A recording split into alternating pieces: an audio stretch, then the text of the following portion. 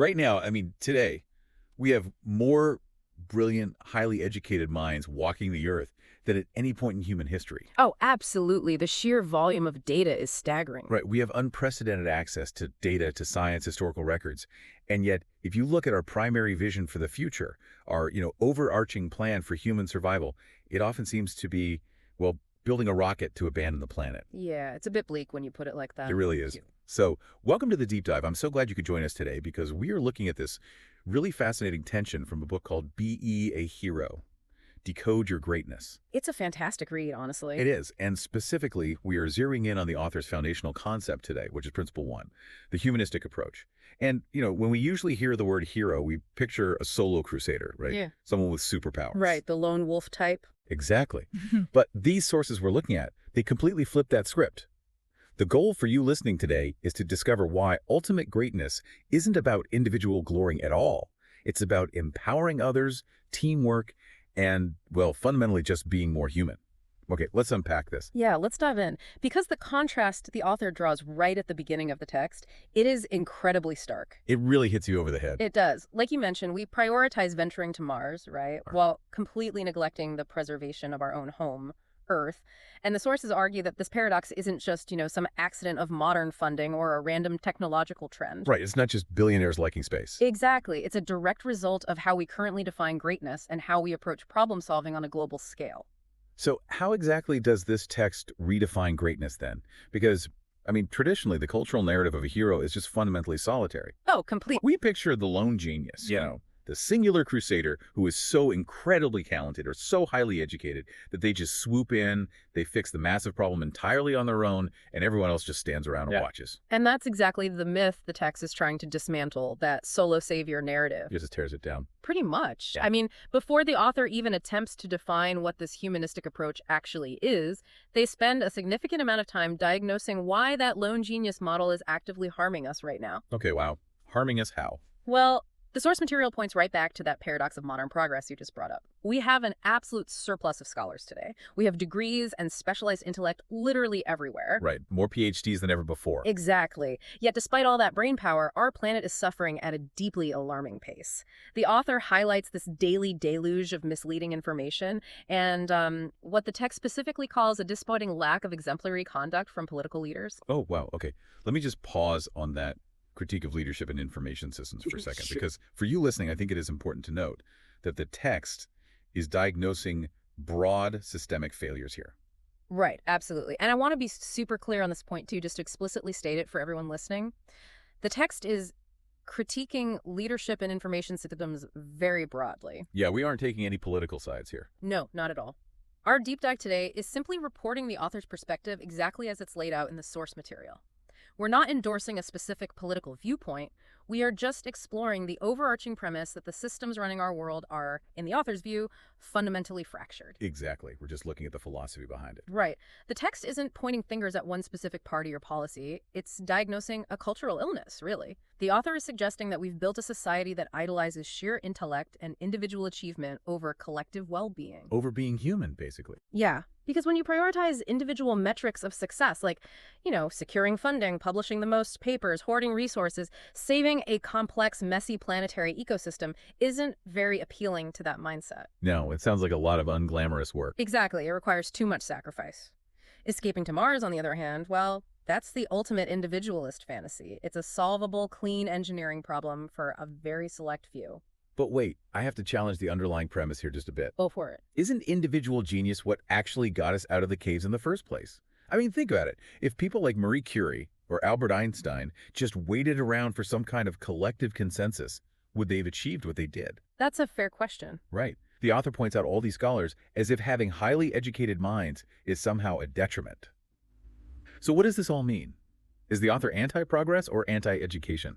No, and the source material is very explicit that it is neither of those things. Okay, that's a relief. Yeah, the book actually states right up front that it will not show you a way to be more educated. It assumes education is a tool you can and should acquire elsewhere. So it's not saying education is bad. Not at all. The argument isn't that a fast processor is bad. It's that, well, intellect without a humanistic anchor is what leads to short-term gains and dubious ethical practices. The book provides a method to be more human, not more educated. Oh, okay. I like that processor analogy. It's kind of like having a smartphone, right? Oh, yeah, go with that. Like, you can engineer a device with the most advanced lightning-fast processor ever built. Mhm. And that processor represents the scholars, the massive data centers, the sheer intellectual horsepower of our era. Right, the raw intelligence. Exactly. Yeah. But if the battery inside that phone is completely corroded, the whole system is going to just shut down the moment you try to run a heavy application. Yep, it dies immediately. Right. Yeah. The raw processing power, the education is all there. But the life force, the humanity, is just draining away. That mechanism you just described is exactly what the author is highlighting. And if you think about those star charts and the whole Mars obsession, it makes perfect sense. Education is the tool, it's the processor, but the humanistic approach is the battery, or maybe a better word is the compass, that dictates where you point that tool. And right now, the compass is broken. Right. Without that humanistic compass, we are pointing our absolute best tools at escaping our problems rather than, fixing the ground beneath our own feet. Okay, so since education alone isn't the answer, and we clearly have plenty of that processor power anyway, let's pivot to exploring the actual definition of this compass. Let's do it. How does the text define this method to be more human? Because the sources state that crafting the reader into a hero relies on 5 core principles, and the humanistic approach is principle 1. Right. It is the foundational layer for everything else. So what is it exactly? Well, the text actually starts by defining what this approach is not, which I found quite revealing. Oh, what isn't it? It explicitly states that this methodology is not about profiting from books or merchandise. Okay, wow. That's pretty direct. Very direct. It is explicitly, quote, not selfish.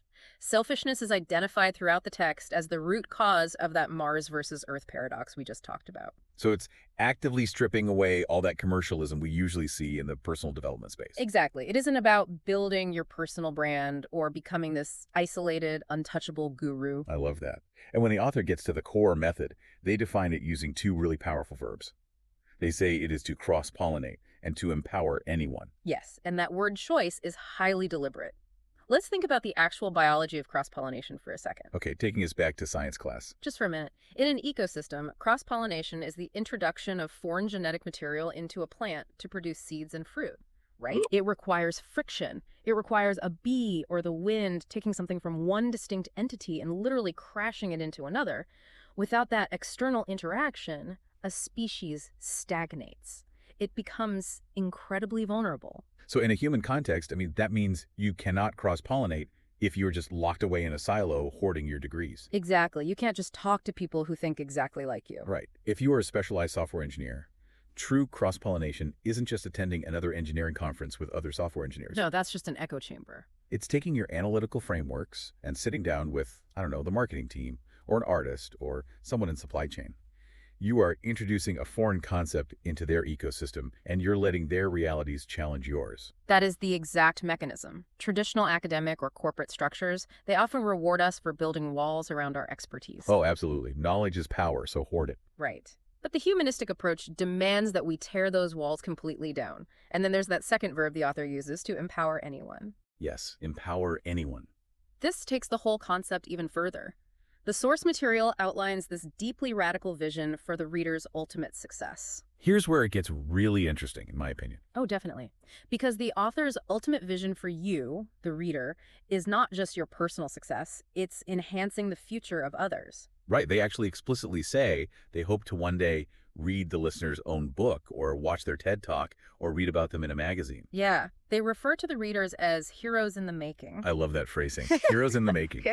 It's just so refreshing that the book's goal isn't to create this loyal army of followers who just parrot the author's ideas. The goal is literally to create other leaders. Which fundamentally disrupts how we usually think about power dynamics, especially in business or academia. Totally. If we connect this to the bigger picture, traditional leadership often seeks to consolidate authority. A manager wants good employees, sure, but they don't necessarily want employees who will immediately outgrow and replace them. Right, people get very protective of their positions. Exactly. Selfishness has brought the world to its current struggling state.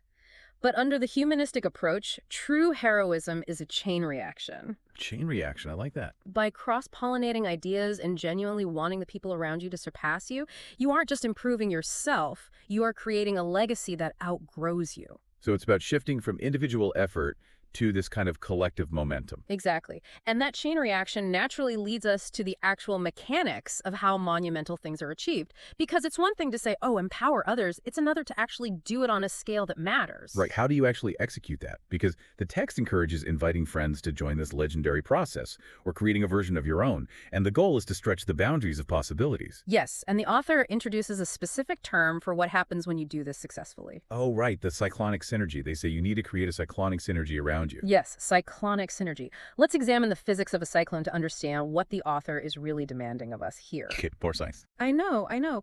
But think about it. A cyclone isn't just a strong gust of wind. It is a highly organized system that rotates inward to an area of low barometric pressure. Okay, so it pulls things in. Exactly. The key psychological mechanism here is that inward pull. When you start authentically cross-pollinating and empowering others without a selfish agenda, you create a kind of low-pressure center. Oh, I see. People are just naturally drawn to environments where they are elevated rather than suppressed. Precisely. As you pull people in, the system gathers momentum. It feeds on the diverse talents of the group, and it just grows larger and more undeniable. So you literally generate a weather system of human potential. That is a brilliant way to put it, yes. That's incredible. And to back up how this actually functions, the source material brings in two specific perspectives that I think we really need to highlight. Yes, the quotes. Right. First, there's a quote from the business philosopher Jim Rohn. He says, quote, "If 2 or 3 people agree on a common purpose, nothing is impossible." And notice the scale Ron is talking about there. Yeah, it's tiny. Right. He doesn't say you need a multinational corporation or an army of thousands. He says 2 or 3 people. The author is highlighting that this cyclonic synergy doesn't require massive global resources to initiate. Just a few people on the exact same page? Exactly. It requires profound alignment. 2 or 3 people acting as a cohesive, cross-pollinating unit can entirely outmaneuver a fractured organization of thousands. Wow. And then the second quote the text uses, this one completely reframes this entire discussion for me. The Michael Jordan one. Yes. It's a quote from Michael Jordan. He says, quote, "Talent wins games, but teamwork and intelligence wins championships." It's a great quote. It is, but wait, I have to point out the irony here. Because MJ is arguably the greatest individual talent in basketball history. Oh, without a doubt. He is a cultural icon of solo dominance. He's the guy who took the final shot. He built a billion-dollar brand on his singular ability to just defy gravity. Isn't it incredibly ironic that the ultimate solo talent is the one preaching that teamwork is the only way to win championships? Why use him as the example? This raises an important question, right? But the author uses him because Michael Jordan's career perfectly illustrates the ceiling of individual capacity. The ceiling? What do you mean? Well, even the most talented individuals hit a wall. Think about Jordan early in his career. He was winning individual scoring titles, he was winning games on pure, raw talent, but he was consistently getting beaten in the playoffs by more cohesive teams. Oh, right. Like the Detroit Pistons. They just battered him. Exactly. The Jordan rules. He realized that raw talent doesn't scale infinitely. Burnout, blind spots, and the sheer mathematical limit of what one human body can do will eventually cap your progress. So he had to integrate his talent into a larger system. Exactly. He needed Scottie Pippen's defense, he needed Steve Kerr's outside shooting, Dennis Rodman's rebounding. He had to cross-pollinate his singular drive with the distinct talents of his network. Ah, so even MJ couldn't do it alone. That makes so much sense. Right, and if we synthesize that Michael Jordan quote with the Jim Rohn quote and then apply it to the Mars versus Earth paradox from earlier, the whole thing clicks. Okay, walk me through that. We have a society full of incredibly talented individuals. We have unprecedented scholars. That is the raw intelligence that Jordan mentions. The fast processor. Right. But the cyclonic synergy mentioned in the text is the antidote to the Mars paradox. You combine the intelligence, the scholars, with teamwork, which is the humanistic approach to finally win the championship. And the championship in this context is saving our home. It's solving Earth's problems, becoming a hero for the greater good, rather than just trying to win the solo game of escaping to Mars. Exactly. If you just rely on talent, you might win a few games, get some funding, publish a paper, but you won't win the championship. You won't actually change the world. Exactly. Wow, that is incredibly powerful. So as we wrap up this deep dive today, I want to address you listening right now. We've synthesized a lot on this journey through Principle 1. Greatness, according to this text, isn't about fleeing to Mars. No, it's not. It isn't about hoarding degrees or being the lone genius. It is about grounding yourself, cross-pollinating your knowledge with the people around you, and building a cyclonic synergy with those diverse talents. It's about being more human. Exactly. And to leave you with a final lingering question to mull over on your own. Yeah, think about the biggest goal you are currently trying to achieve in your life right now. Are you treating it like a game that you can win with just your solo talent? Or what is the actual championship you are after? And maybe most importantly, who is the one person you need to invite into your process today to build that cyclonic synergy? That is the question to ask. Thank you so much for taking this deep dive with us, for exploring how to decode your greatness, and for being open to a new kind of heroism. We'll catch you next time.